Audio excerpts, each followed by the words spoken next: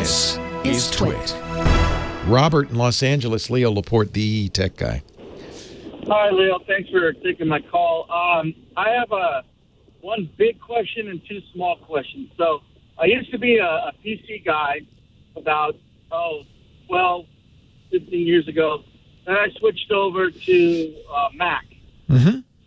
And I had my Mac, and it was great. I got another MacBook, and then another MacBook. And then when I decided to go to grad school, I switched my Apple ID to get a different, when I got a new Mac, because I didn't want any of my other stuff just coming out. I was running out of space.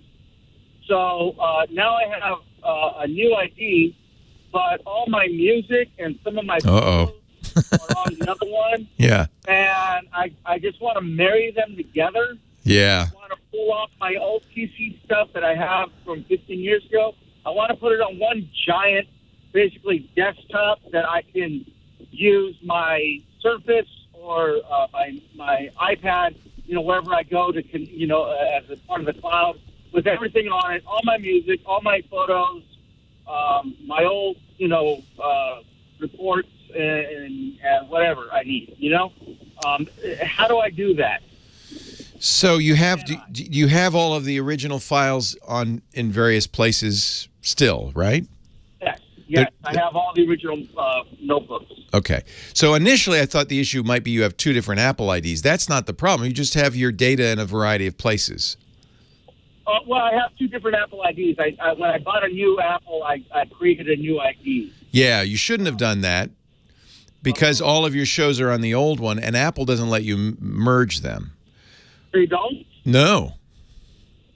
But that's a separate question from what your other question, but I can help you with that too.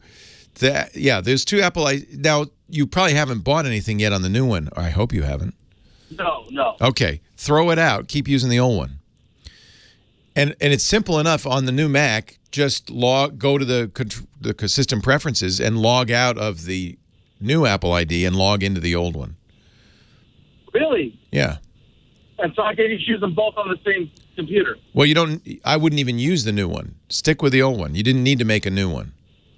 Oh, okay. Ideally, that's your ID for life. And when you get a new Mac, you just log in with that one. And I will tell you that I have two Apple IDs. I have my iCloud ID that I use for messages and, everything. But my content is on another one because I wanted to separate my iTunes ID from my Apple ID. So I do maintain that. And Apple will let you, when you sign in, it's a little in the fine print at the bottom. When you first set up the new Mac, at the bottom, it'll say you have two different, if you want to use different IDs, you can do that. And you'll then... But you can do it after the fact. Log into the second ID as your iTunes ID.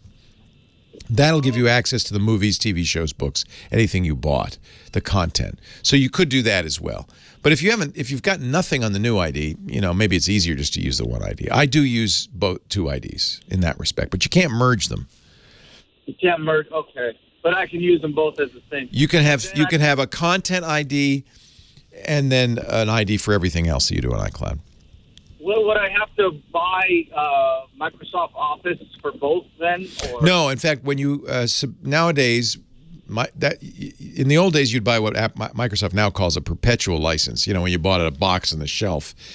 But nowadays, Microsoft wants you to subscribe. It's not very expensive. It's actually a lot less than buying the software outright. Something like $8 a month. Then you could put it on I think up to 5 or 6 computers, which can be Mac or PC. It doesn't matter.